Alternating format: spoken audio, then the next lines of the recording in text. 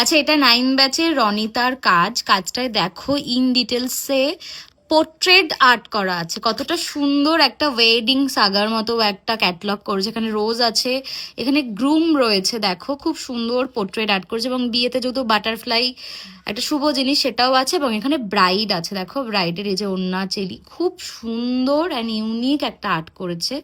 ভীষণ ভীষণ সুন্দর হয়েছে আর খুব ক্লিনও হয়েছে। দেখো থাম ফিঙ্গারে কি করেছে। আচ্ছা, এখানে একটা ফ্রেঞ্চ, খুব সুন্দর হয়েছে। মডেলে পছন্দ হয়েছে?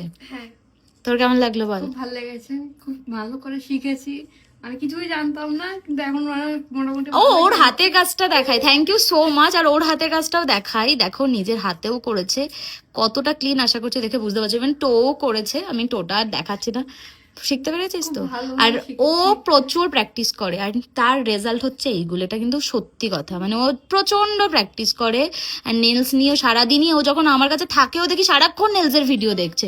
তো এই ডেডিকেশনটার জন্যই এত সুন্দর কাজ হয়েছে, এটা ফ্যাক্ট। খুব সুন্দর হয়েছে, ফিউচারে আরো ভালো কাজ করো। আর সবাইকে ট্যাগ করা থাকবে, যাদের যার কাজ ভালো লাগবে তারা তাদের সাথে কন্ট্যাক্ট করে নিজেদের স্পেশাল ডেট বুক আমার করবে। ইন্সপিরেশন হচ্ছে তুমি।